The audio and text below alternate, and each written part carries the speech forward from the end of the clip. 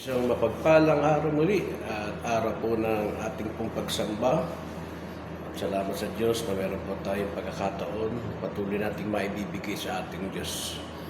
Ito po yung mahalaga na maunawa po natin. Sabi nga po lahat na ng bagay siguro maalis po sa atin. Huwag lang yung presensya po ng Diyos. Marami po mga tao na nakikita natin na talagang sa kanilang buhay, mas kinukonsider po nila yung kanila pong mga nararamdaman, kalagayan sa buhay. Kadalasan po ito yung kanila pong ibinibigay na naratibo sa buhay nila.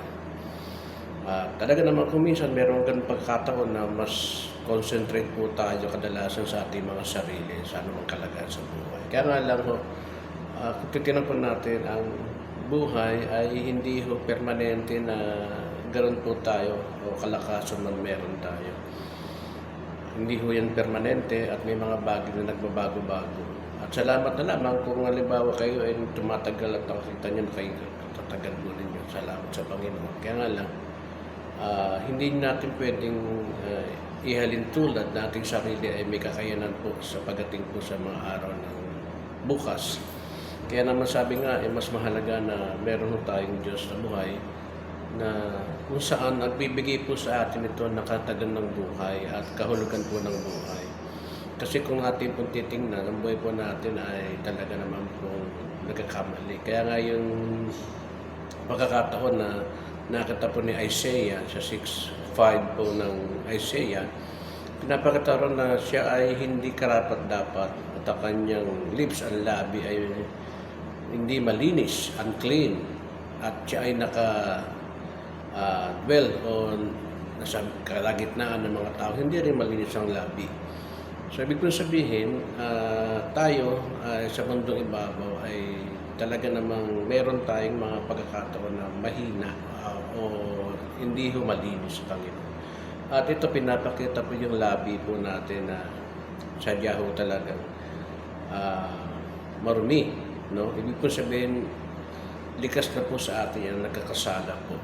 At wala po tayong makikita na tao na naglakad o nabuhay sa mundong ibabaw na hindi nagkasala. At original na po talaga na meron tayong likas na kahinaan at karumihan sa harapan po ng Diyos. Kaya naman dito, maanawa po natin may mga tao po na pabago-bago. Katulad po nung nakaraan, meron po isang kung nakita ngayon politiko na dati po ay isa siyang commentator sa radyo, makakataon natin na talagang ang kanya po mga binibigkas, ang bigat, at talagang nakita parang nagmamalinis at talagang namang kanya pong kinukundina ang mga taong gumagawa ng mga kamalian sa buhay. At pagdating ho doon, talaga namang nakikita natin yung kanyang kausayan at pagkundina doon sa mga maling ginagawa ng mga politikong tao, mga kilalang tao. Pero nung dumating po sa puntong siya po ay nahalal na bilang politiko, bilang lingkod bayan, ay maraming pagbabago at nabago po.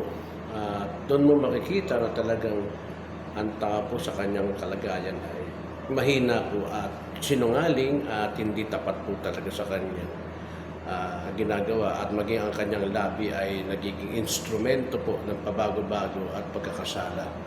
Kaya naman po tayo bilang mga anak ng Diyos ay meron tayong magagawa na ating labi po ay matigil.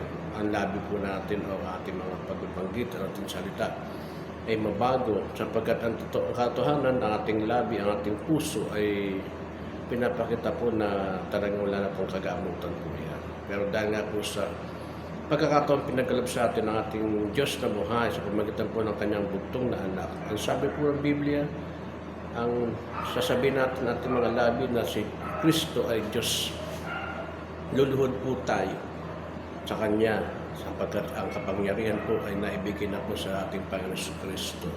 Yung autoridad po na binigay po sa atin ngayon, ating mga labi ay nililinis na po ng banal na Espiritu sa pamagitan po ng pagtanggap at pananampalataya sa ating Panginoon Kristo. Kaya naman po, dapat po natin isipin na ang ating pong kasalukuyang buhay ngayon ay ang ating labi po ay ginagamit na po natin sa pagpupuri, pananalangin, at pagbibigkas ng mga kagandahan sa buhay na binibigay ng ating Panginoon. Kaya naman marapat po na tayo ay patuloy pong maglingkod sa Diyos sapagkat ang Diyos lamang po ay makapagbabago ng ating kalagayan sa buhay.